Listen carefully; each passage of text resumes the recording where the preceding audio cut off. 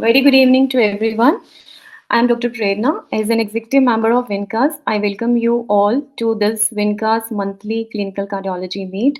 And this meeting is going to be different from the other academic meetings because today we are going to navigate through a very interesting, upcoming, rather, I would say, an exploding technical domain of medical sciences, that is, application of artificial intelligence and digital health tools in clinical practice.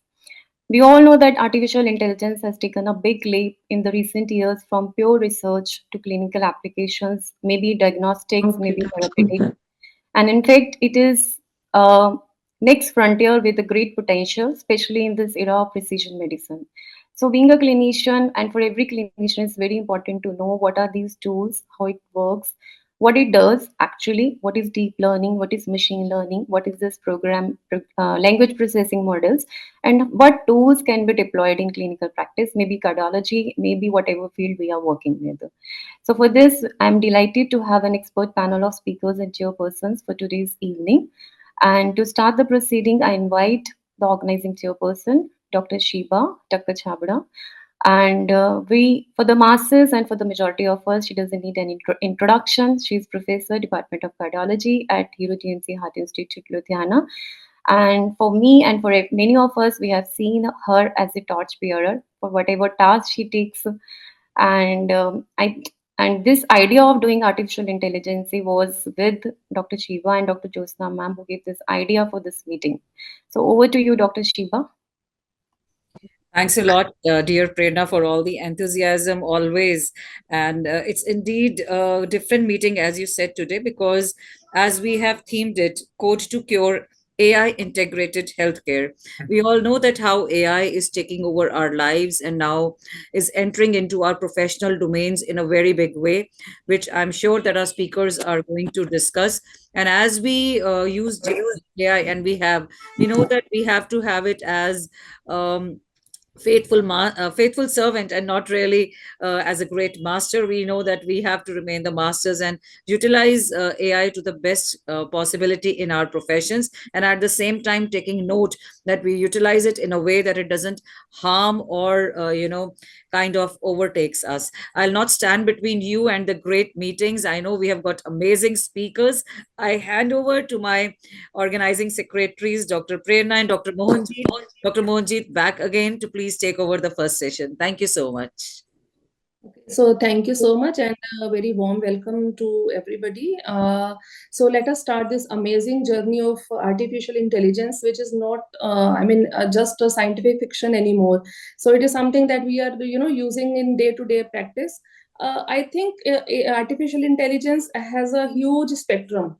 It is, on the one side of spectrum is, just putting reminder on your phone for taking your medication, and on the other end like chatbots and then data saving and then then radio imaging and everything, and then to the robotic surgery. So it has a huge spectrum, beginning from a very basic to the most innovative techniques of artificial intelligence. And what could be better than having a speaker like Dr. Ashwin Baba and other speakers on the board? And I think he is a perfect speaker for the session.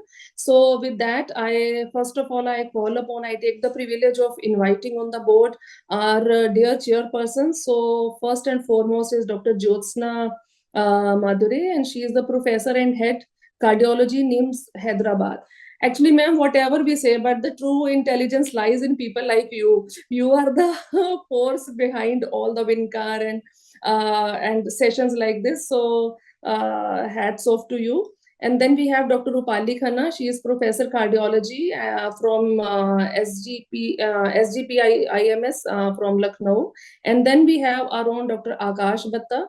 He is associate professor, Department of Cardiology, DMC Ludhiana. So this is the board of chairpersons which we'll be having today for today's this amazing journey. And starting the academic session, first of all, I call upon Dr. Ashwin Baba, professor and unit head Department of Surgery, and sir will be taking us through this beautiful journey of artificial intelligence. So, sir, I hand it over to you. Thank you so much. So, am I audible? Yes, you are. Yes. So I'll just start. It seems like So, he's from the space, speaking from the space and asking whether I'm audible or chalo. So good evening to all. First and foremost, I would like to thank the Wincars team for inviting me here. Dr. Shiba, Prerna ma'am, Dr. Mohanjit, and how interesting it is to speak on artificial intelligence in front of statisticians and computer scientists. So this is perhaps a clinician's perspective on how enthusiastic you can be and perhaps how you can use AI and what lies in front. So without wasting any time, I would, can you see my screen, please? yes, sir. So,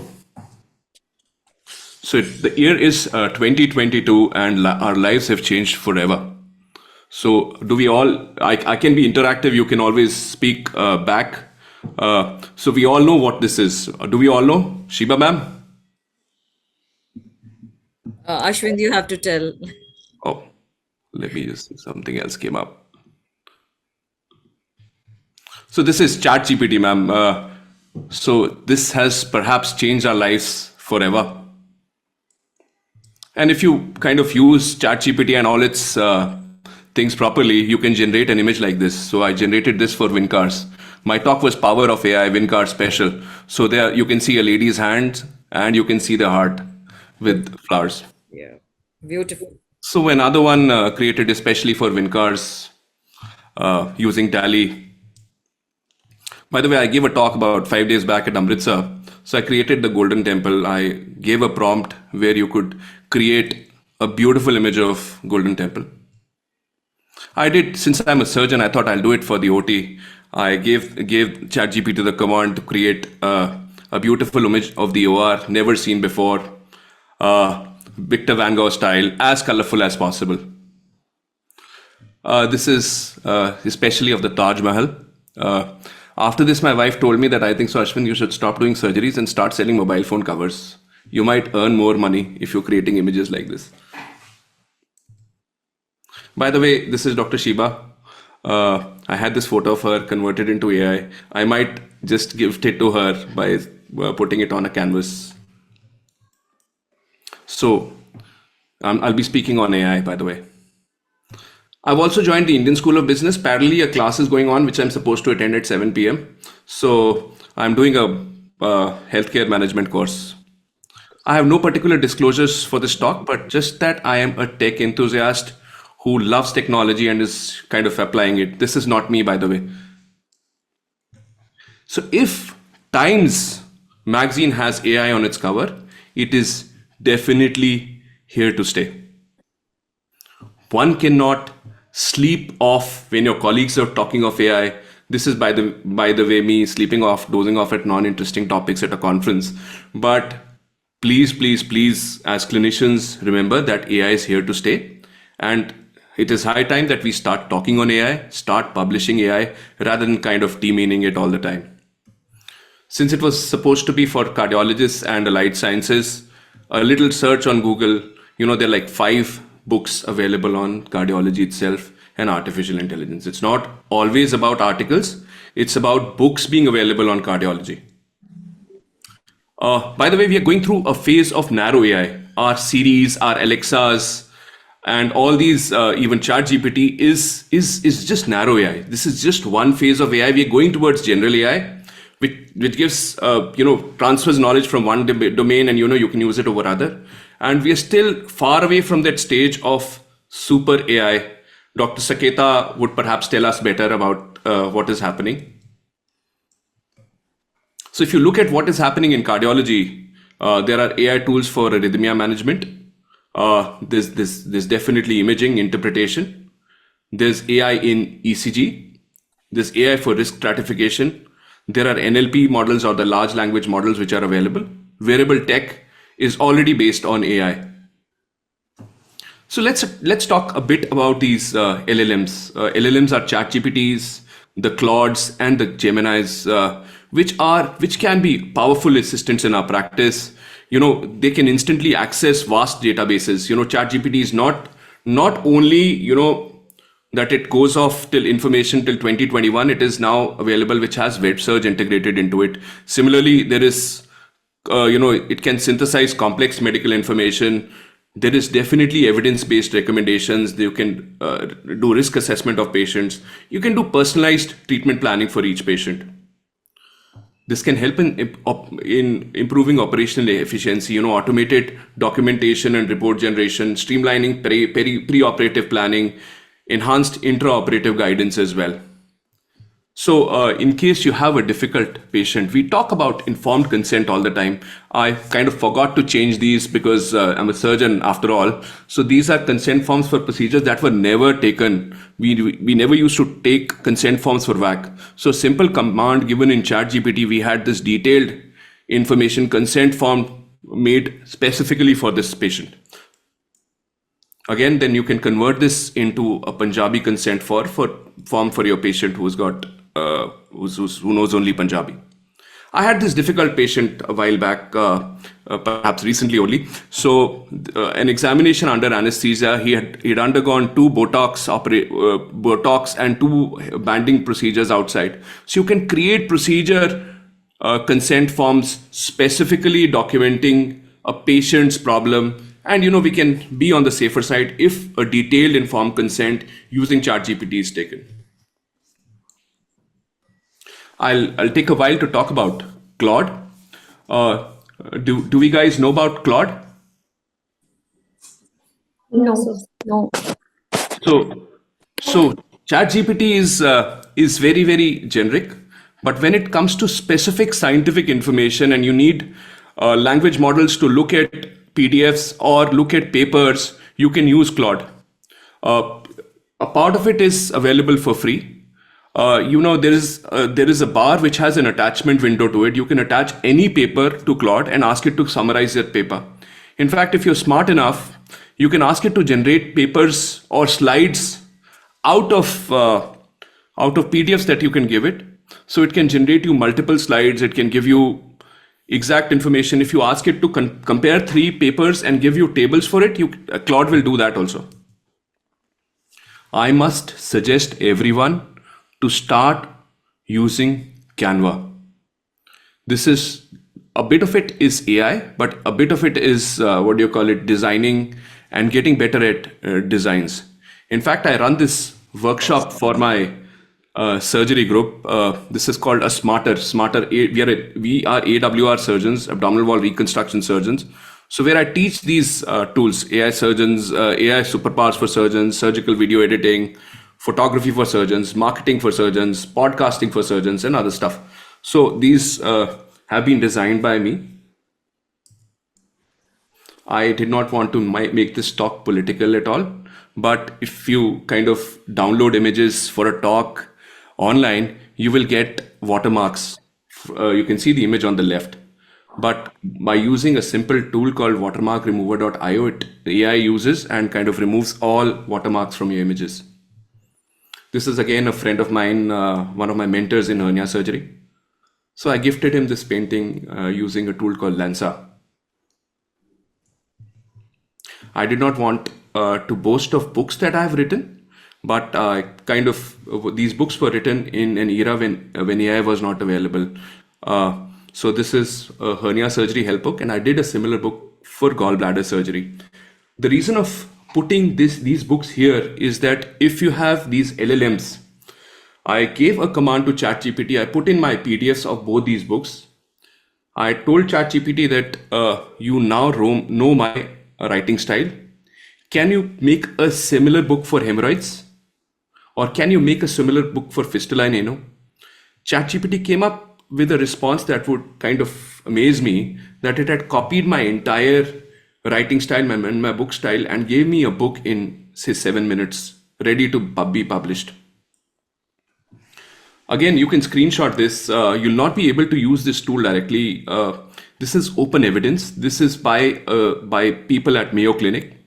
They have kind of put in all PubMed-based articles into open evidence.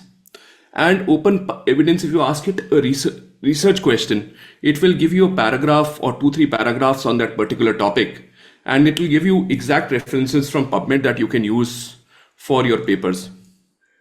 So since this topic was current application of AI in cardiology and it's supposed to be for cardiologists, I gave it this question. Open Evidence came up with this response where AI is used. So I used it in my slide that you saw previously. And it gave me these references to look at and perhaps extract more information from these articles. If you're not able to open evidence, you have to go behind a VPN tunnel and kind of make your computer believe that you are in US and they will be able to use it.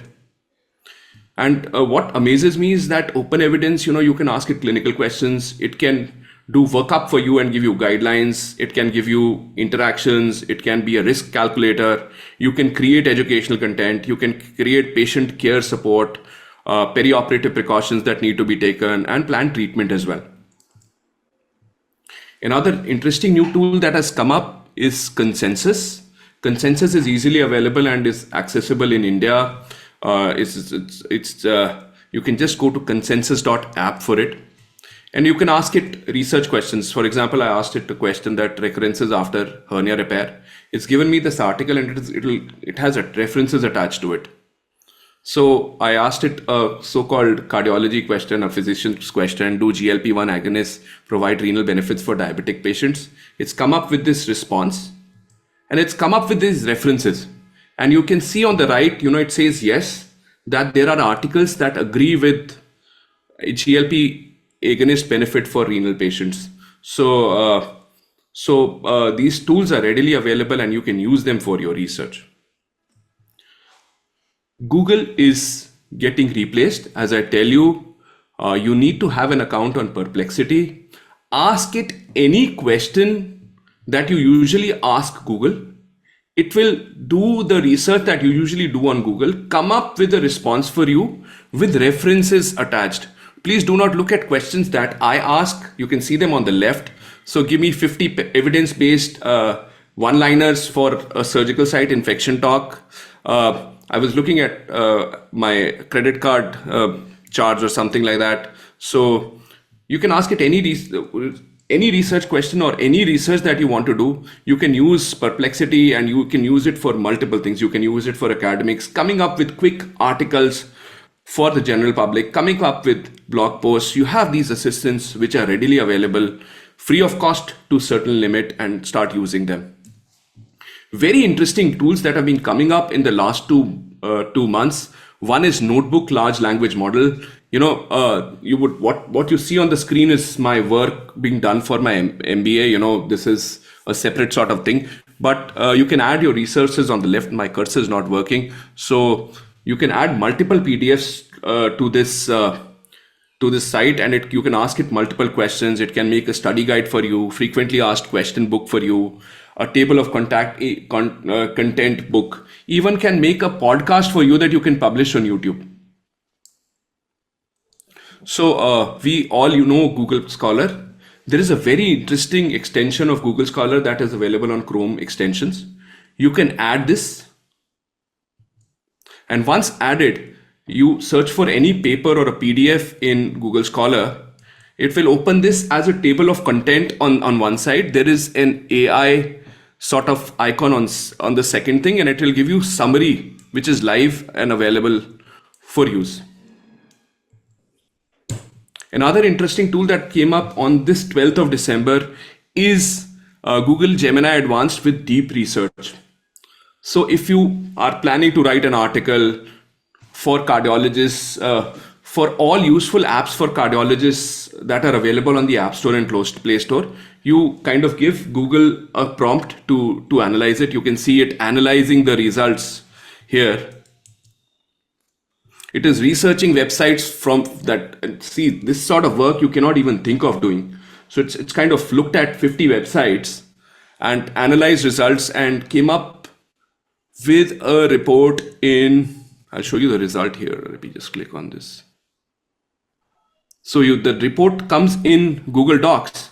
So within 2 minutes, I was able to prepare this document on useful apps for cardiologists, medical apps for cardiologists, apps from the American College of Cardiology. Then it is apps for ECG, echocardiography and cardiac imaging, apps for patient education, apps for staying up to date. So this has come up with a full article with a table of all these things and even references. So seeing is believing. Google is kind of upping its AI game and coming up with these amazing tools, and this is the time to not sleep and look at all this. Another screenshot that you can take is openscholar.allen.ai. It again is based on all these PubMed based articles, gives you all these articles with references, and then you can come up, do that literature search that you struggle with on PubMed very, very easily. So this is our new generation resident, never tired, always learning. So a little bit about what we've been working on. So I've teamed up with a Chennai-based startup where we're looking at autofluorescence in infected wounds. This is what we presented in Australia. Again, this title was AI generated, glowing results, AI powered SSI surveillance. I presented my work earlier in Europe. So my heading was AI for surgical site infections, but ChatGPT or Claude can give you interesting headings for your talks. So can AI see what we can't?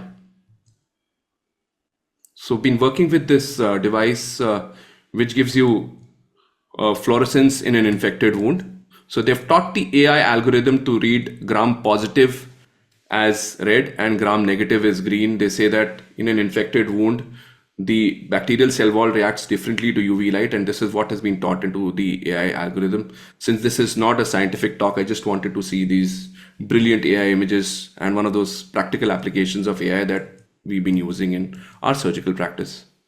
Virtual reality is here, Apple Vision Pro is here. We've been lucky enough to have our project approved by the ICMR. We started work on alleviating of perioperative anxiety using VR-based OR tour. I teach all this stuff at a course at a Smart Surgeons course. It is time that we embrace AI. Anyways, if you wish to contact me, this is my WhatsApp contact. Thank you so much.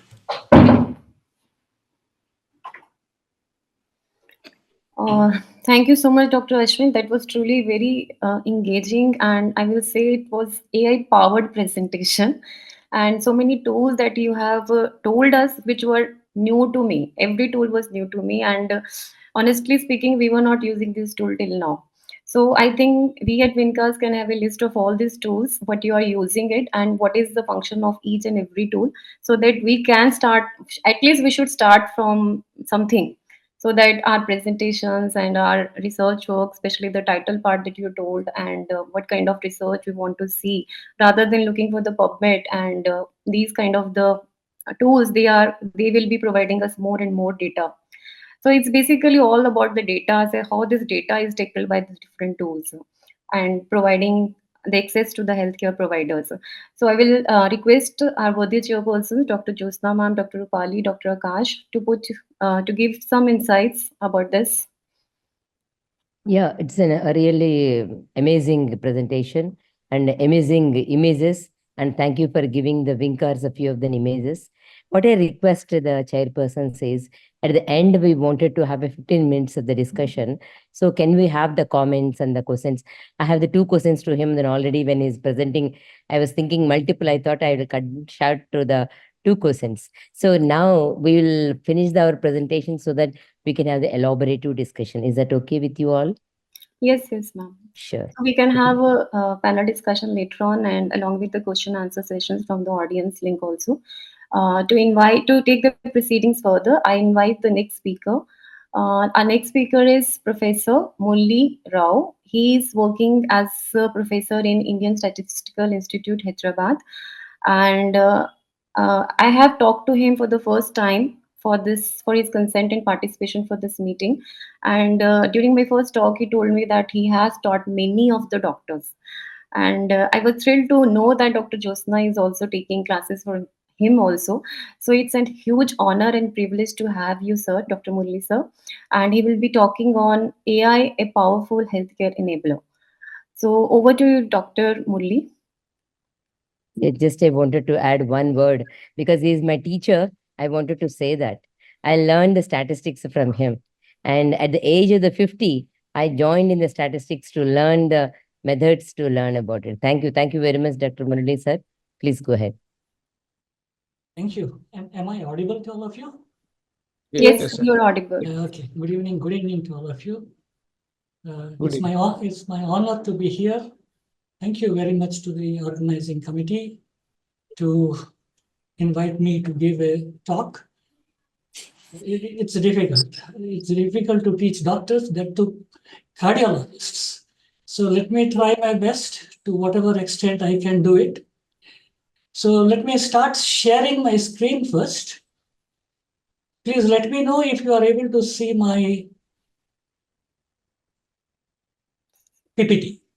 Yes, it's visible, sir. Okay, thank you. So I have tried to keep it a little generic, and this is what will be my plan for the talk. Dr. Bawa talked about cardiologist or any healthcare professional need to be embracing it rather than sleeping.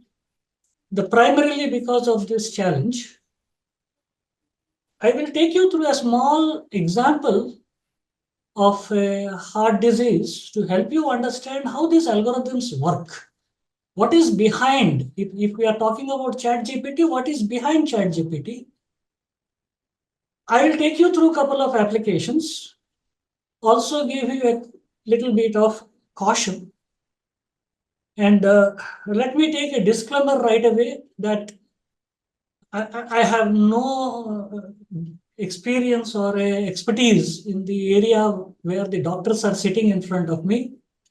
So if I'm using some layman language, I may be pardoned for that. So what are the present day challenges? Including everything, technology is going at a faster pace than any of our other research arenas. I took a small example of a healthcare where we used to see a doctor as a stethoscope, but now there are so many things upfront to give us what we call as data. This is the data shared by one hospital in Hyderabad. How do they treat their heart patients? And they have profiling them across 80 odd features or the parameters of the individual. And a doctor is expected to look at all these 80 odd and then look at what sort of a prognosis or what sort of a treatment line or what they should decide. If we use the word called decision sciences, what sort of a decision need to be taken? Let's go a little complex. All of you are well aware about these pictures. Let me make it a little interactive and a quiz. Can I ask what type of a ECG you are looking at for the first one? Any one of you can give me your diagnosis of the ECG, including Dr. Joshna. What does the first ECG, a patient having that first ECG is having a type of health or a heart problem? Looks like an atrial arrhythmia, maybe an atrial fibrillation, Yes. flutter fibrillation. Yeah. Okay, excellent. How about the second one? So lateral wall MI, anterolateral wall MI. How about the third one? What about the fourth? Fourth is a little sort of a zigzag all around. Is it a pericarditis? Or? Correct. So fine. This I have taken from the Queen's University and their website. This is a quiz by the Queen's University. Then what is I am trying to convey is these type of inferences, if it can be mathematically modeled, it becomes much easier for the doctors. That is what is being attempted at with the help of these artificial intelligence, behind which there is a machine learning. Let me try to help you understand it with the help of a small example, a demo case. Let's say Doctors are trying to evaluate in a simple way a heart disease. And it is a well-known fact that the risk factors are hypertension, diabetes, cholesterol, and maybe the gender.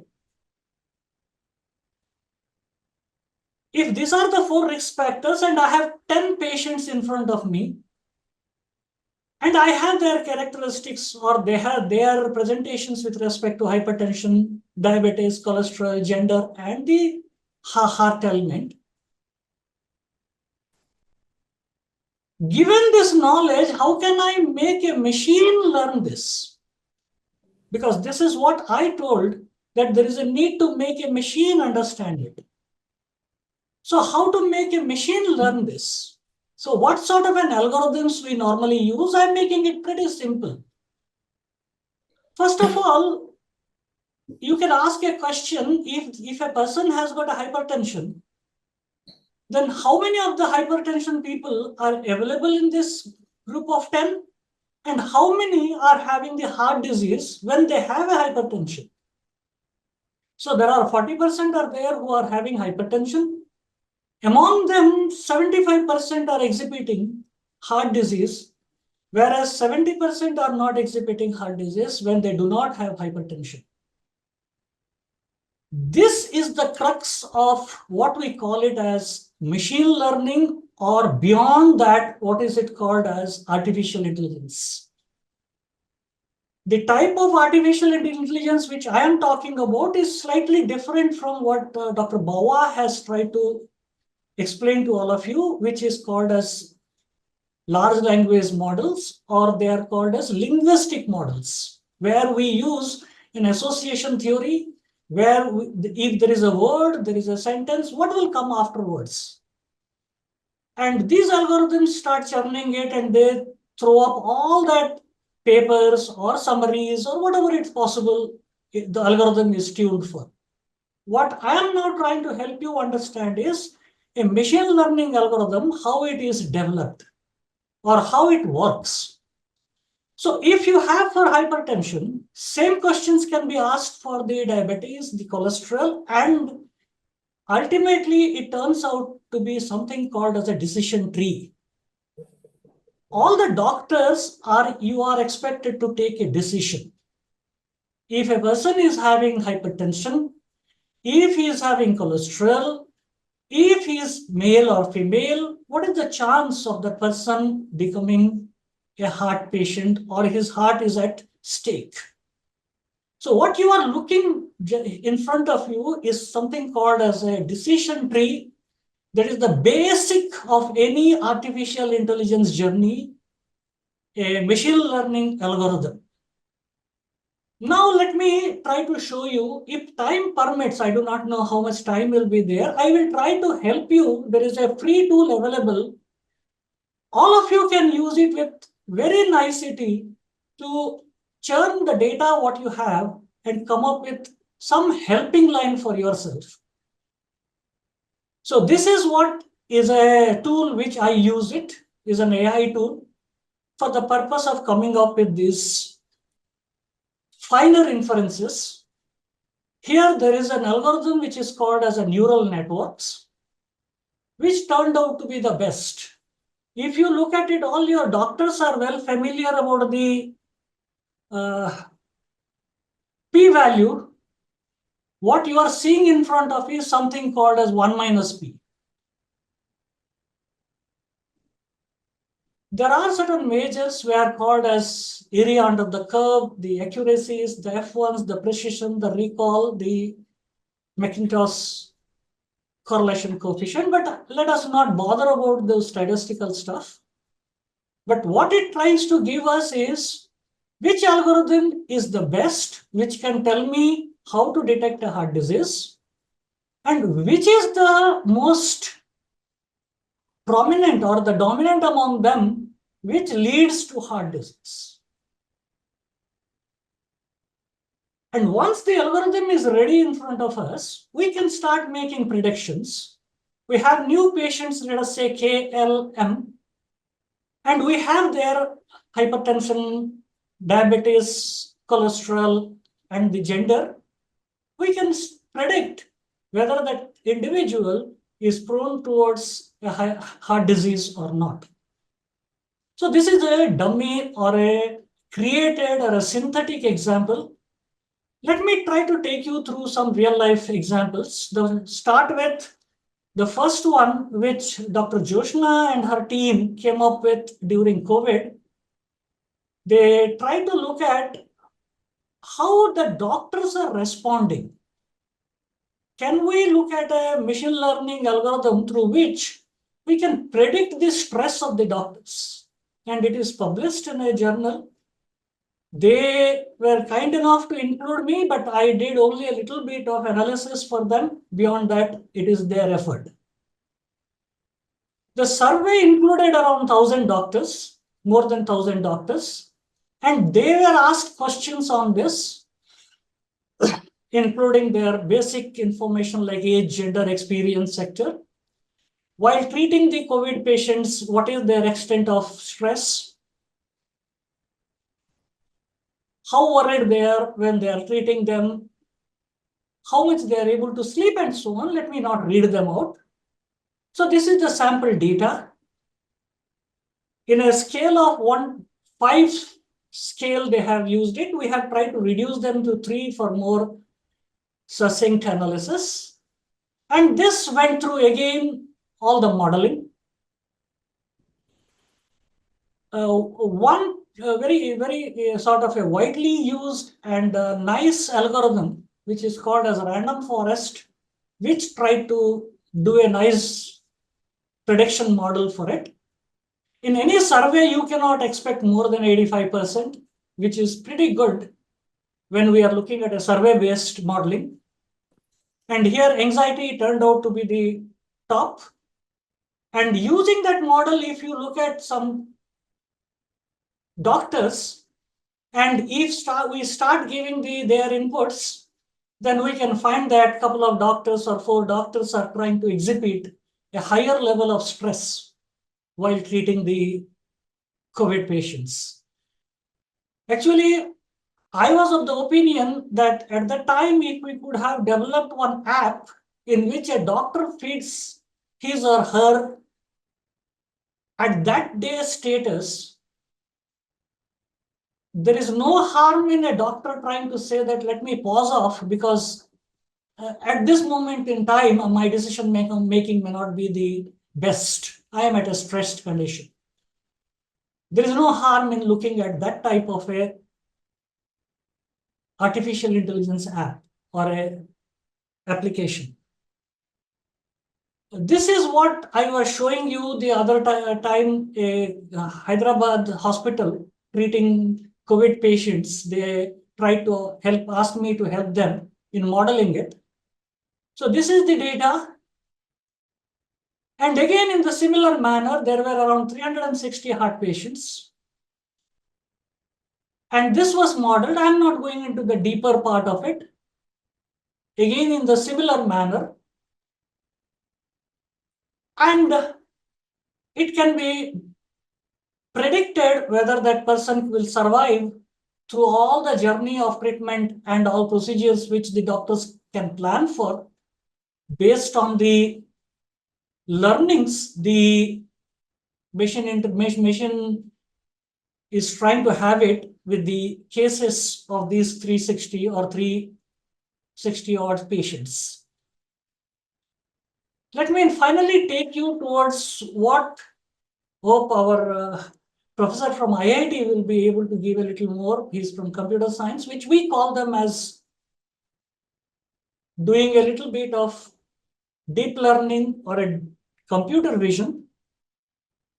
This I found very interesting. I am not so informed about the cardiology applications, but wherever you go, a doctor uses an ECG to start with. And if the ECG, I read through a lot of articles where they're using ECG, but I have not come across a very good application of it. A simple one we can think of is when you do the ECG, you are having that electrical axis that is nothing but a mathematical one. You are looking at a mathematical part of it. You are looking at certain maths. Can these maths be translated into a model, and can that model start predicting it? So all these images which I showed you in the beginning, those images can be taken into a computer vision where deep learning models start operating it. And then it is possible for us to classify them to start with to which type of a disease it has. So it makes the doctor's life much easier and more prudent, I believe. So again, it goes through a image processing. For example, here we have the images, all the images captured, and they are embedded, and so on. I will not try to explain them. And when I modeled it, this is the model which I have used based on some, I think, 1,000 odd ECG images of different categories. And I tried to feed them to make a prediction. And the ones which were available, they were available on 4 categories. One is on history of MI. There is an abnormal heartbeat. And there was something else, I don't remember. And the finally is the normal person. So when we have taken all these 6 images, the normal person is getting predicted as the normal, and the remaining are predicted as there is some issue with respect to the heart. But this data itself is very limited. So I don't think that this is the right one. 1,000 images are pretty small to talk about for any image processing. If we have a large number of such data, it will be very useful for doctors to take a help out of from it. If I may be a sort of a given that privilege to look at a simple way for a doctor, because there are so many complexities in artificial intelligence, but at the end, a patient needs a treatment. So if a patient's these are captured in a little detailed manner, and this goes into a database, and that database goes through this machine learning, and there is a artificial intelligence, and there is a treatment. At this point, I would like to take a little sort of a caution or a little deviation from it. When it was called artificial, that gives me a little jittery, because in a healthcare, when you say artificial, how does a patient will take it? Artificial, is that word English is the right word to be used, or can it be used as an advanced or acquired or something else? Because if I go out to a doctor and the doctor tells me I'm using artificial intelligence, I will be a little concerned that what the artificial about it. Finally, I would like to close it with few caution. I am in and out with data. I have seen how dangerous data can be. If data sanctity is not maintained, these machines can throw up something which can be dangerous, and that too, it can be dangerous in a healthcare or any critical care areas, like even our military or aviation. It's very important to look at the data sanctity. That's the must. Because they are black box, there is a curse for black box. So one need to be careful what comes out of it, whether that really makes sense. Is it explainable? Is it becoming very generalized? So doctors need to be very careful what comes out of an AI system. Over-reliance on AI can lead to these concern which is called as dehumanization, because human side is very important in healthcare. So how does doctor try to balance between AI and human side is possibly a debate which every doctor should ask it in a very sort of a loud manner. AI cannot get into your domain to disturb your understanding or disturb your knowledge. I think that can be dangerous. And as AI is becoming more and more into every walk of life, it can be costly and it may not be accessible to the larger mass. So we need to be, because nowadays every chat GPTs and everything is free, but gradually the time will come they will start charging for the usages like healthcare and other areas. And finally, the societal, whether it is ethical, whether some of the things are appropriate, a question need to be asked.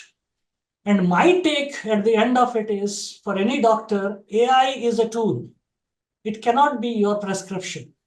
Your prescription need to be completely dependent on the domain of yours rather than a AI, which definitely can support your thinking or decision making. Thank you all. Maybe as Dr. Josna said, I will take the questions at the end. And if time permits, I don't think time will permit, I thought of taking you through that AI tool. Let us see how it goes.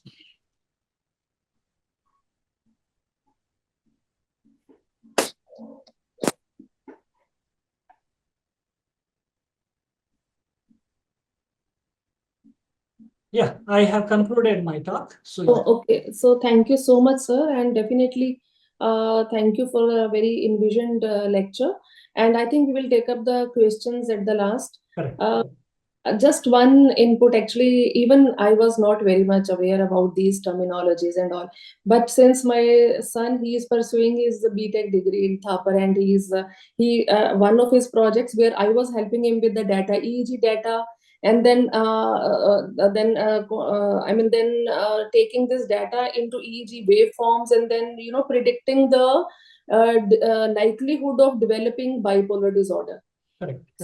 Yeah, so this was his research topic, which I was helping him with the EEG data from my hospital patients. So little bit I knew about machine learning, and then I called my son because he was always making fun of me, ki, Mama, you won't understand. So he's studying upstairs. I called him and I said, see, this is what sir is talking about, and so thank you so much, and I could impress him with little of my knowledge. So thank you so much. So we'll take up the questions at the last, and I call upon our next speaker of the evening. And for that, I would like to call upon, just one second, I'll just introduce him.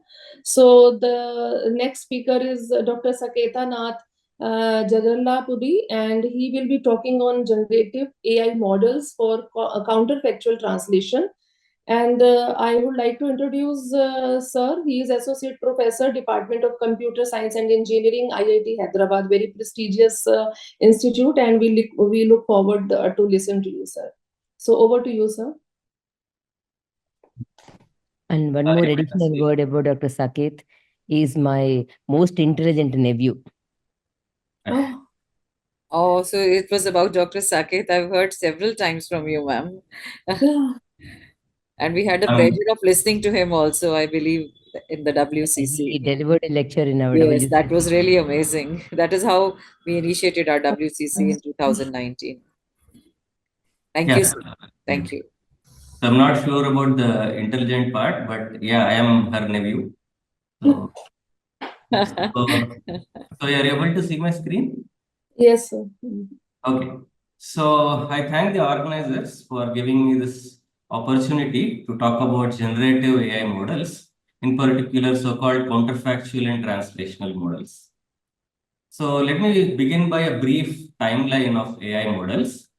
So from 1950s to 2010, so this was the era where most of the theoretical foundations for current AI models have been laid. So the corresponding sophisticated probabilistic models, or be it the study of causality theory in its formality, all of these have been done extremely well back in this era. Okay. But unfortunately, due to the non-availability of large-scale data and perhaps computational resources, so these models did not start achieving human-level performance or even any respectable performance. So then started the era of deep learning, where all these computational resources started being available, and these models started achieving human level performance and sometimes surpassing human level performance, however, in basic recognition tasks and prediction tasks. So all of us use in our everyday life speech recognition and face recognition for unlocking our mobiles. So all of these are examples of successes during this era. Okay. And then AI models started achieving respectable performances in slightly more complicated tasks, which are called as generative tasks. So Dr. Ashwin was giving a very flashy presentation about these DALI and ChatGPT tools, which essentially are generative AI models. Okay. So they need no more introduction. So for example, you give a sentence like an astronaut riding a horse, it will give you this image. Okay. And as for building these models, what is amazing is for building these models, you just have to give lots of images which are captioned appropriately. So this is all the input you need to give to these models to be trained, and you can then start using them and generate new data. Okay. So if I have to explain in very simple words, what is the main difference between a prediction task, that's a basic AI task, and a more complicated generation task. So I use this illustration. So here, assume that the x-axis is the inputs to the model, and y-axis represents the outputs of a model. Okay, and these blue dots are nothing but examples or samples, data collected from real world, which encode the relations between input and output. Okay.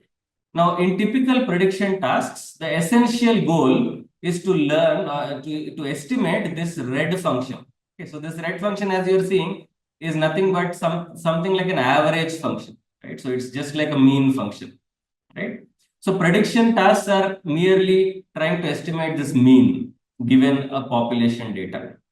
Whereas in the generation task, the goal is to create more samples from the same probability distribution, or basically plausible member data points, which come from the same population as these blue points.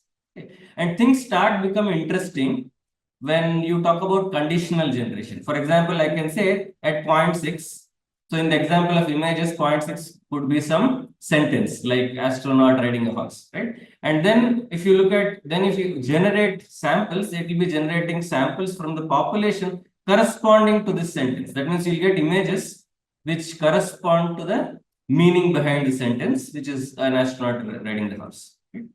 So this is the basic idea. This is the basic problem in generative models.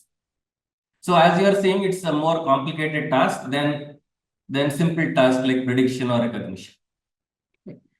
So as the previous speakers were also impressing upon, generative AI models have seen a lot of success even in healthcare industry. So there are a lot of companies which actually nowadays, take clinical data, transcribe them, and summarize them, or write chart reviews of these clinical data very nicely in a very attractive form, like Dr. Ashwin was showing us. So there are a lot of companies thriving on such, I would say, basic tasks, which now can be accomplished by generative models like ChatGPT. On the other end of the spectrum, there are these generative models like AlphaProteo, which solve more profound biological problems. For example, in this case, the problem is given a target molecule and a binding site, the generator needs to produce samples of proteins. That means produce protein structures that have high potential of binding the target molecule. Okay.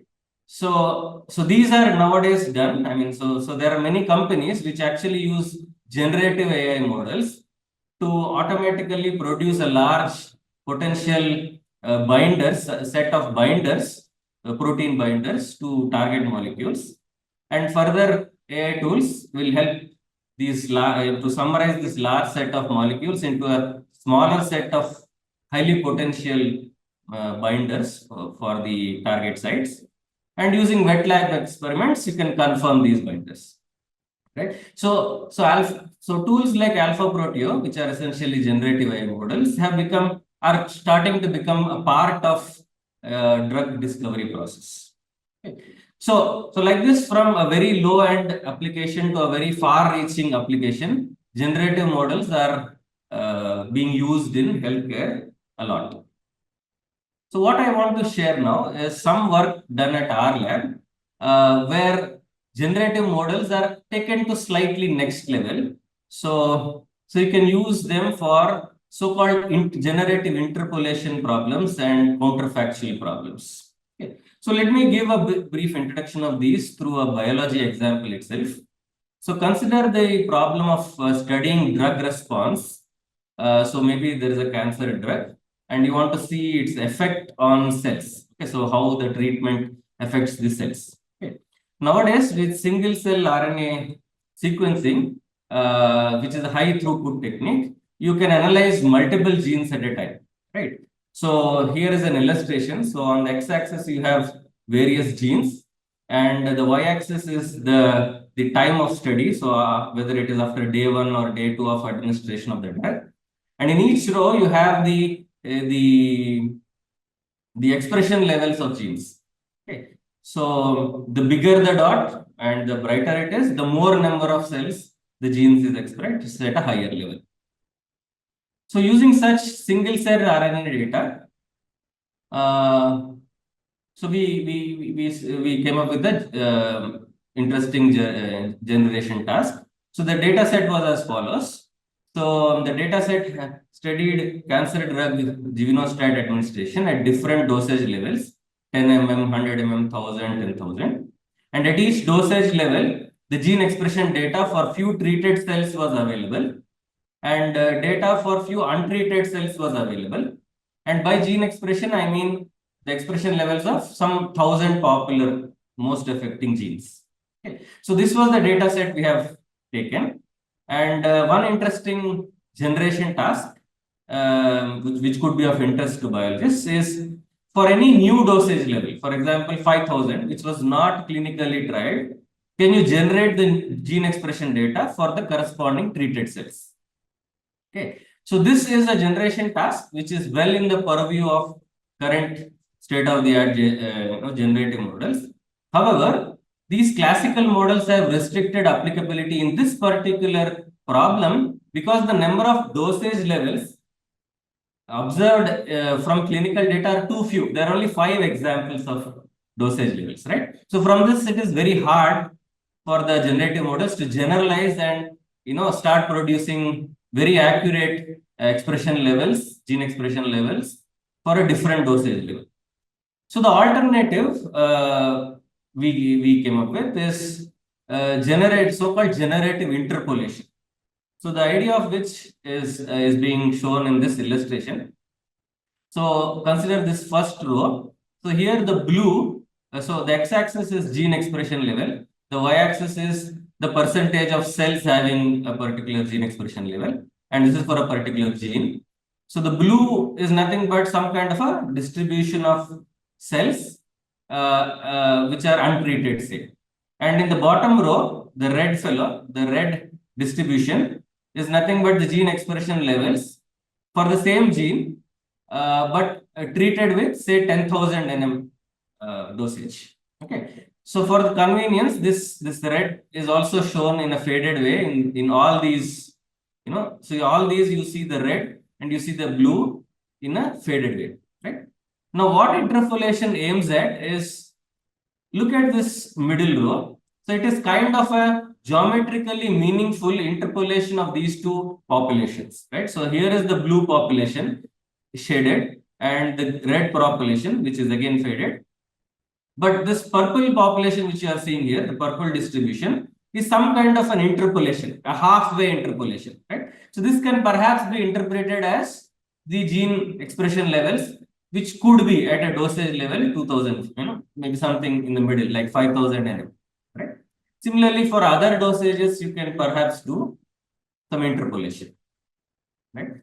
So the current day, the generative interpolation models which we have, what you need to supply is simply samples of few untreated cells and samples of few treated cells at a particular dosage, and you can now start generating samples for dosages anything in between. Okay, so this was one interesting experiment we have done, and in general. By the way, these generative interpolation models can handle any high dimensional data in any modality in a particular application. This is not specific to biology. Okay. So now let's go back before showing you some results. Let me go back to the drug response problem and take a relook.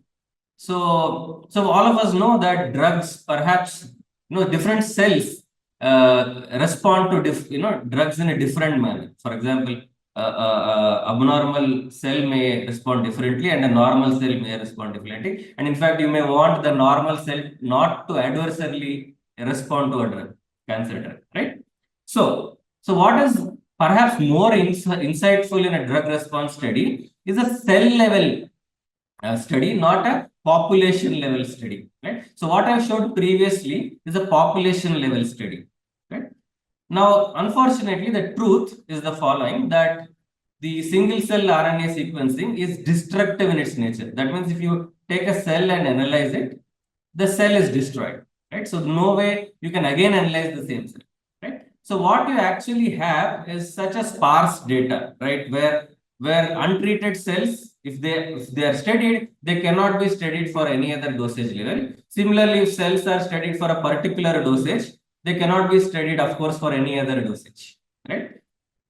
Right. So you have such data available with you, and now you may want to ask a very interesting question, which is something like this. So suppose this cell 2, so suppose the dosage was not 1000. So cell 2 was studied at dosage 1000, right? Now suppose this cell 2 was not administered, suppose the dosage was not 1000, but if it were 10, then what would have been the response of cell 2? That means what would have been the entire gene expression levels for cell 2, right? Now, if you can answer such a question, this would be very insightful for drug discovery, right? So such questions are called as counterfactual questions. Okay. So because the fact is actually that the dosage was 1000, so going against this fact, we are asking if there were an artificial world, an imaginary world where the dosage was actually 10, what would have been the response? Okay. Now, such counterfactual questions are beyond the reach of statistics and probability models and come under the purview of so-called causality models. Okay, so you have to actually model cause and effects. And fortunately, as I have mentioned, during early 2000s, computer scientists have formally studied causality, and the notions of counterfactual inference have been formalized. So using those notions and the power of generative AI models, we can now start answering this question, that if there was a world where the dosage was 10, we can now start generating treatment effects of the same cell. Okay. Of course, so this is one possibility. The other possibility is so-called use translational models, which basically do the following. They try to translate the gene expression levels of cell 2 such that the translated version satisfies the population constraint. That means it belongs to the same distribution or the population of 10 mm dosage cells, and in some sense is closer to cell 2's expression data than any other cells data. Right? So in this way, you can do a careful translation and hence solve a counterfactual inference problem. Okay. So while this is all fine, so this is exciting, but one thing which is difficult to assess is how good is our counterfactual translation, right? So because we can never get ground truth, right? So quantifying this, how good our models are, is a very challenging task. In fact, almost next to impossible, right? So one thing what we did is to, instead of evaluating it at cell level, again, ask, do the following: take the population of cells at 10 dosage and look at the counterfactually generated, cells for 10 and then compare them and see how close they are. At least on a population level, are they close by? Are our counterfactual generations meaningful? This is what we wanted to test. And here's a sample, example of a result where the x-axis is the gene expression level of a particular gene, and y-axis is of the number of cells having that particular expression level. And the orange curve is the actual ground truth, which is the population distribution of expression levels for this gene. And the blue is our generative model. So we get samples from our counterfactual generative model and then try to compare it. So the blue one, as you can see, is very close to the target, and the green and the red ones are other baseline translation models which have been studied in literature. So this is a small presentation where I wanted to impress upon the fact that beyond the current so of course there are multiple success stories, and Dr. Ashwin was giving examples of it. So where generative models, which are kind of now classical, have lots of applications in healthcare. Yes, but there are many more exciting and interesting variants of generative models which solve even more sophisticated problems like interpolation, translation, or counterfactual generations, which we believe have immense potential in biology. Okay. But however, they are currently underutilized or underexplored. Perhaps one of the limitation comes from the very fact that there cannot be a quantitative evaluation of such counterfactual models, right? Because that can never happen. The name itself suggests that that can never happen. Right? But if there are close interactions between AI and biologists, then perhaps we can do a qualitative analysis of how good these counterfactual generations are. Right? And perhaps that's the way to go ahead. Right? So with this positive note, I want to thank you for your attention. Yeah. Thank you so much, Dr. Saketanath. It was actually a brilliant presentation. I would say it was an intelligent presentation, as ma'am told that you're too intelligent. Uh, Explaining the generative AI models at this platform and making it a simplified for all of us. Because when I asked you what you're going to tell us during the session, you were going to tell me something. Then I thought better to hear from you live only during that session. Now I get to know that generative AI models, they have a wide spectrum from doing the simple task to the complicated task, and simplifying and giving us an overview of what is interpolation and what is this counter factual models. So thank you so much, Dr. Sakita. Over to the now chairpersons, Dr. Josna, Dr. Akash, and Dr. Rupali, for their valuable feedbacks and inputs, and for taking the discussion ahead with all the expert speakers. Yeah, I'm very, very happy to hear such a nice presentations by the three people in the three different ways.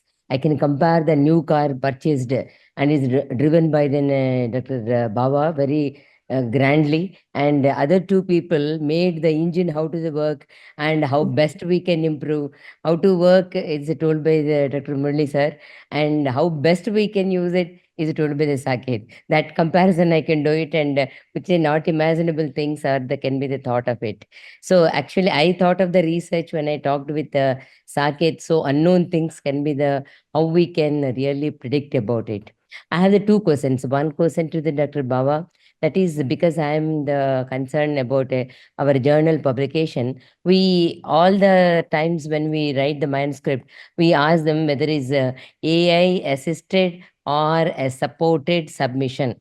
So that makes us to take a second time whether to accept that paper or not, and there are some rules laid down. So I wanted to know what is his experience on that. And I wanted to ask the Saket about the main thing is uh, we are able to predict the many things which we are not able to imagine now. That is good, but I wanted to know the accuracy at this time. Now, I'll quote an article only. That is, we take the percentage of the plagiarism. Like that, how can we say that how accurate it is now, the generated by the different models to know it? Suppose Baba told that the articles are generated. Can we accept those in articles as standard ones? And can we say to take out the literatures and go about? And not only that, not the AI models, what you told, the basic ones, even advanced ones, can you take that the percentage of the accuracy is so good that we can directly implement them? Not, don't, please don't compare with the available ones and say that this is the better. I wanted to know the percentage wise it is and how it is going to be. Thank you. So, ma'am, I'll begin first.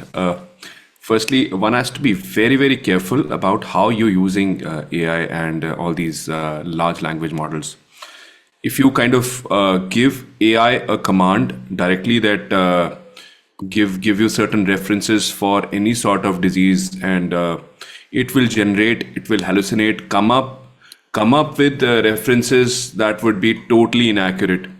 So one needs to know, if a car is made, one needs to properly know how to drive it. So that's why in the beginning only, I told that if you're using Claude or ChatGPT, one needs to attach a PDF to it so that it could come up with language generation. Seniors like you are in a position to decide whether language models are helpful or not. Since talking of ethics, and you send these publications to journals, and they come up with, we are going to charge you an editing fees eventually to get your articles refined by editors who are doing it at a back end. So as somebody who's into research, why not use these language models, just the language models, to come up with language that might be more helpful and palatable to the readers. I know of Dr. Inderbir Singh Gill, who's into research and is an expert urologist who's known as the father of robotic urology. In fact, he's come up with papers on, and they're coming up as a consortium to talk of AI for good for medical publishing. So one needs to actually know where this is all going. This is also a story in development. There's a student who's kind of sued a university recently, where the university failed him for coming up with an AI generated article. So this has reached the Indian courts, where we are not actually in a position to, we've left it to the court to decide whether AI is acceptable or not. See, just going through what a friend sent me. When AI came up, when the stethoscope came up, they said that it is going to increase the distance between the physician and everything else. So there's a story attached to the stethoscope. So AI, they now talk that AI is going to make the physician and the patient distant. I don't think so. We'll save on time and come up with more interesting things. I did not buy physical books in the last 5 years, but using these AI tools and these AI assistants, I've had time to buy physical books and start reading them again. Thank you, Dr. Baba. Dr. Saket? Okay, I think the question to me was how accurate these AI models are. So as I said, if it comes, it depends on what is the task. So if it's a basic task like recognition or prediction, so this is already surpassed human level. So if it is a basic task of recognition or playing a game, Atari game, so they have already surpassed human level. So there we can completely perhaps replace humans with these tasks, and that's what is happening, right? So we whenever I speak on a phone, almost 100% times I get the correct transcription, right? Similarly, face recognition, right? So maybe humans may get confused if I have a beard or spectacle, but the Apple's face recognition detects me correctly with. So for certain tasks, yes, these models have surpassed human level precision. But for more complicated tasks, for like generative model, again it depends on the application. So ChatGPT, for example, it is just a language model. So see, actually the intelligent part behind whatever Professor Ashwin Ba was saying, so it is able to retrieve all this information and process it. So all these models have been long back done, way back again in 2000s, when all these Google search and other companies started indexing and talking about ranking the searches. So all this technology is already available. The only thing which was not available is very nicely summarizing them in new words, in a bulleted fashion, maybe in a presentable way, all this information. So that part was absent, and that's the gap which these LLMs and ChatGPT have bridged. Okay. So in that sense, if you just look at it as a language model, that means how meaningful sentences it generates, it is at a very good level already. But how accurate it is, it depends on many other things, right? What kind of information is being fed, what kind of question is being asked, right? So there, as Dr. Ashwin Bha was saying, there's a lot of chance for being erroneous. So if you ask ChatGPT many kinds of logic-based questions, so you can ask it something and then ask something else, it will get confused. First of all, there's no logic, any kind of logic inbuilt into language models. So they're just models which say things like humans say, right? So basically the training data is lots of sentences in English. So it knows how to produce sentences, right? Now, so this is how it is difficult to even measure accuracy of such language models. And when it comes to biology, I think they're at a level where these things can assist you, right? They can certainly not replace humans. They're very, very far from replacing humans in any such mission critical tasks, but they can assist you. So even in cars where they assist driving, so even though there are very futuristic cars which are now being built by Elon Musk and so on. So so they have to be used with caution on Indian roads, for example, right? So they may work well under certain scenarios, but not under all scenarios, right? So I think this is the answer which regarding the quality. Thank you. Dr. Just to- Rupali has a good experience on publication on the AI. Can I invite Dr. Rupali for her comments? Thanks, ma'am. Very informative talks and very new things also I came to know from all the speakers. But very rightly said that artificial intelligence, we cannot rely on them completely. We need at least our own human brain. They cannot take our human brain above it. So because Dr. Saketa just mentioned that Google Maps, there was a recent incident, if we have read in the newspaper, the Google map in UP showed a bridge. They were crossing, the Google map showed the bridge. There was no bridge there, and the car sank inside the river, and all 4 people died. So the artificial intelligence is a boon, and it has a bane also. We have to be very careful with this. And regarding these things, what I feel is like these machine learning stuffs, what we are doing. My question with Dr. Murali is, like, we are taking for common diseases. Like, if you're saying that we're having a good amount of data and we are taking out some points or predictors of it to come into common learning. Do you think in the cases of rare diseases, like in which we don't have much data and the rare presentations of rare diseases, can this models or artificial intelligence can help? Because these are the cases which are usually missed by our common physicians, or in which some input can be helpful. So what's your take on this, Dr. Murli? Right. If you want me to sit in a statistician's chair, we will not go beyond a point to talk if we don't have data. There can be simulations, there can be bootstrapping, there can be computer-based, so much of jugglery. But at the ground level, the data talks about itself rather than getting generated through many sources. So if you want me to sit in a statistician chair, I would like to be as reserved as possible with respect to the limited data. I would like to make a limited comment. Suppose my data is very limited, I do not want to make a generative comment on it saying that all people will have like this, or my treatment lines can be in this manner for everybody having such symptoms. But having said so, there is a time has come when we need to be little more postulative rather than be confined to our own classical thinking, because the world is progressing towards coming up with some newer ideas, newer thinking to challenge it. So there has to be some sort of a bridge found between the limited data and trying to make a generative answer. So my suggestion would be use the limited data, try to slowly progress on its inferences, build over a little bit of theory, whether the theory is theorized through a machine or theorized to a doctor's domain, because doctors are also a good human machines.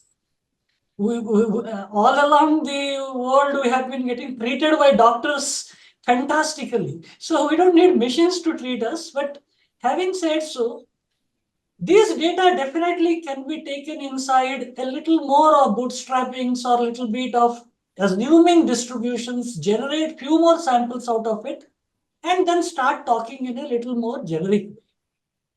So I hope I made the answer to you. 40 years thinking in statistics, it is becoming very difficult for us to absorb what the world is now in a paced manner going. So we don't know. We have to it's a very difficult, it's a very new arena which is being opened. And as you know, we have seen the social media, the sudden boom. Now this artificial intelligence sudden boom, we have to be very careful that how to interpret these data, because if you see the ECG, sometimes the ECG gives the diagnosis above. And if there are some early repolarization changes, they give that a diagnosis of MI. So I think it should be both the machine which is guiding us plus your human brain, that whether we have to diagnose it or not, it comes hand in hand, rather just keeping on artificial intelligence going ahead with it.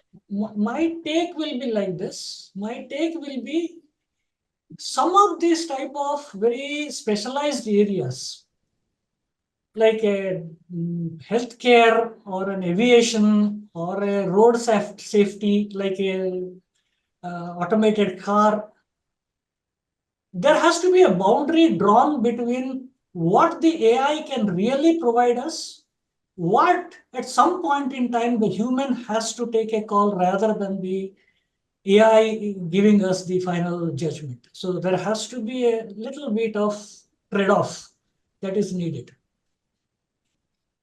I request Dr. Akash to give his comments and to take the questions also. There are a few questions in chat box also. Right, an excellent session. First of all, I'd like to congratulate the Wincars team for organizing this talk, which is very timely and nonetheless very important for all of us. And moreover, excellent talk individually by all the three speakers, Dr. Bawa, Dr. Professor Murli, and Dr. Saketha. So I would like to comment a bit more on what already the speakers have told before. So the first issue is regarding the data dependency and the accuracy of the data or the article, like ma'am said, obtained from these large language models. So we know that they are prone to biases, and we for sure know that they may not be fair. And moreover, another concern would be that you get hallucinations every now and then. So my question to Dr. Bawa would be that are the language models like open evidence that you talked about more accurate than Chat GPT for say article writing for medical publishing? So is there an evidence that you said that they include PubMed based articles? So they are likely to be more accurate as compared to Chat GPT, which takes data from all over, which can be erroneous, as we know. So One thing is that, and another question to open to everyone would be, what about the ethical concerns and the legal implications? Say, for example, the something goes wrong, and regarding a prediction tool or regarding a treatment therapeutic option suggested by one of these technologies. So, who is supposed to be who is to be held responsible for that? The one who prepared the model, or the doctor, or the AI itself? So maybe anyone can comment on this. Thank you. So, the first question, uh, Akash, thank you for the kind words. But open evidence, I've seen the tool grow over the last 1 year. So this was open to all. They've now kind of restricted it to US use only. So every time, see, I'm not a big fan of you generating or anybody generating articles out of PubMed, out of what do you call it, an AI model, and kind of publishing it, cut, copy, paste sort of thing.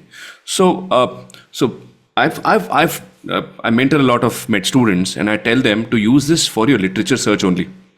So PubMed has access to perhaps all, open evidence has access to all these PubMed indexed articles. So any research question you give, I've given it to all sorts of bonkers, all sorts of different questions, and it has come up with a reply where it will give you an explanation for this research question and come up with references which are very accurate. You click on a reference, it will take you to that PubMed indexed article. So that problem where, you kind of do not get a relevant article has been taken care of. Consensus.app, as in the same thing, would do the same thing. So you, for example, you give a thesis. Your resident would come up with 1 or 2 articles, but actually there are like 10 articles available. So these 10 articles may be used for coming up with your paper or something like that. So it's pretty accurate. I've given it all sorts of questions and it works pretty well. ChatGPT would perhaps, what I use ChatGPT in research is, for example, I get a thesis for checking. So you can put that into ChatGPT, give the PDF to ChatGPT and ask it to look for grammatical errors or any technical errors in that paper. So it will come up with a point-by-point analysis of that, or Claude would come up with a point-by-point analysis. That would be very helpful. Asking it to come up with any article, it would definitely hallucinate and come up with false, fake references, and it has happened, and it would keep on happening with, it's just a language model. Secondly, ethical concerns. See, it is always the man behind the machine. Jesse, we used to say that photography, it's always the eyes behind the camera that capture the best moment. It's always the man behind the machine. We have to take that ethical responsibility. If we are kind of signing on to notes that have been AI generated or, favoring it, one has to take responsibility. By the way, there's been one incident where a robot just committed suicide. So this has happened in Korea or something. So the kind of auto shutting on this, just to add to it, but that's it.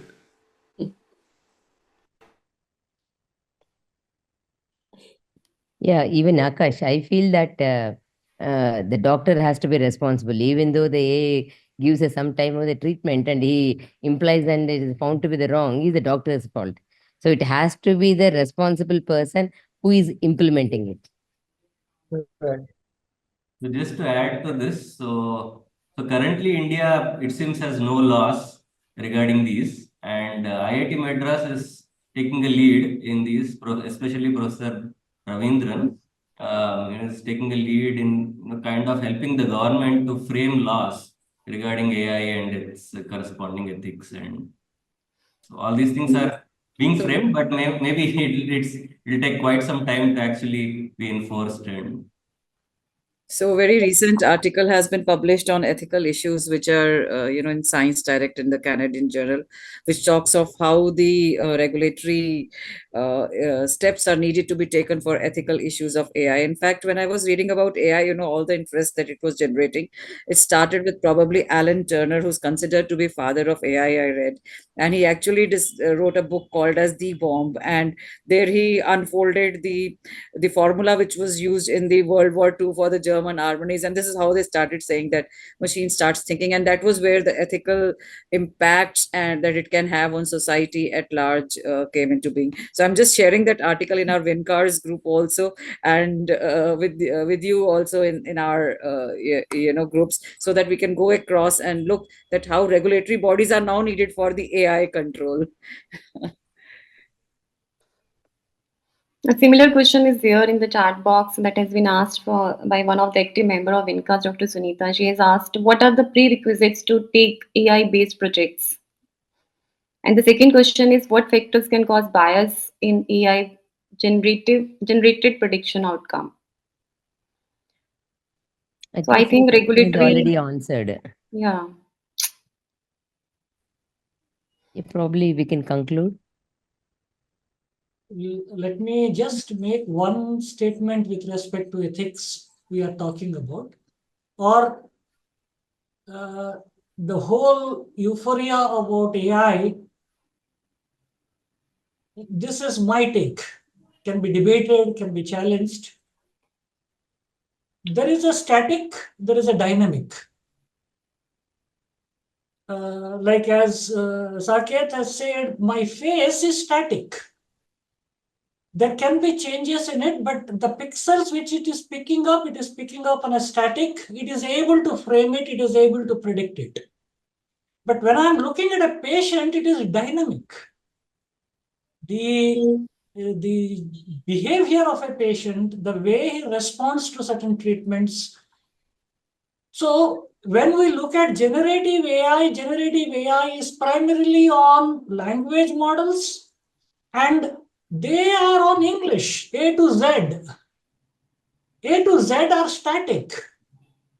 But when I have numbers 1 to 100 or 0 to 100, these can be used to create infinite number of behaviors. So one need to be very careful with respect to what type of a data we are dealing with. As rightly pointed out by Dr. Bawa and Zakir, that if you are looking at something literature, there is no harm in trying to take a clue, take a help. But if you are looking at a patient, looking at his behavior, trying to use an AI, trying to say that I'm going home, the AI will take care of you, I think that can be the dangerous ethical. So my answer to you about ethics, as far as patient is concerned, it is the doctor. You may take assistance from any chat GPTs or any future. Now we are in 4, 5, 6, 10, 100, infinite. What type of a GPTs will come, we do not know. But at the end of it, the buck stops at your end, as far as a dynamic world is concerned. But as far as static world is concerned, they have umpteen freedom to write essays, write stories. That is perfectly fine. Yeah, I think. Yes. Yes, sir. So true and very well taken point. It is the responsibility of the primary healthcare provider who is giving the AI-based treatment to their patients, obviously. And with this, we can conclude this session. And what we got to know, what we learned that AI is going to stay with us, and as the years are going on, and as we are going towards more and more of precision-based medicine, so AI is going to help the healthcare providers, and for the clinicians it's important to embrace this tool in a way that can enhance their capabilities rather than substitute, and obviously taking the technical and legal and other methodological considerations for the easy usage of this AI based technology in healthcare. And for that we need the support and cooperation and guidance from your from statisticians like you, and from the data scientist and the computer specialist, Dr. Saketa, Dr. Murli. So thank you so much for all the wonderful presentations, Dr. Ashwin Bawa. Now I request Dr. Mohanjit and Dr. Shiba to kindly give a vote of thanks to our experts and our chairpersons. Thank you so much, and we look forward for new topics in the coming years. And I hope that we will be more well versed with these topics also. So thank you so much. Dr. Shiva, you want to say anything in the conclusion? Well, I just need to thank everyone. Everybody has been so amazing, and we are lucky to have the best faculty who have talked to us and given us insights. Dr. Ashwin Bawa, Dr. Murali Rao, Dr. Saketa, they've opened our eyes to so many things. I was learning the words counterfactual, deep learning, translation, statistics, and the x-axis and the y-axis. Simply amazed and, mind-blowing, and a good insight into the thought process. And of course, our chairpersons are, they've done a great job with their insights and their, talking of AI and the role that it has to play. Dr. Jyotsna Madhuri ma'am, Dr. Rupali Khanna, and Dr. Akash, they've been really great and supported and added, as I think Sir had shown or Ashwin was saying, they've added glow to the facts that have been stated. And of course, Dr. Prerna and Dr. Mohanjeet, as ever, you've been rocking and you actually made this AI session a great one. Thank you so much, one and all. We hope that AI too has got some newer issues, and newer things to get us, and we are more having more wisdom at that point of time when we come with AI issue too. Thank you very much, one and all. Thank you.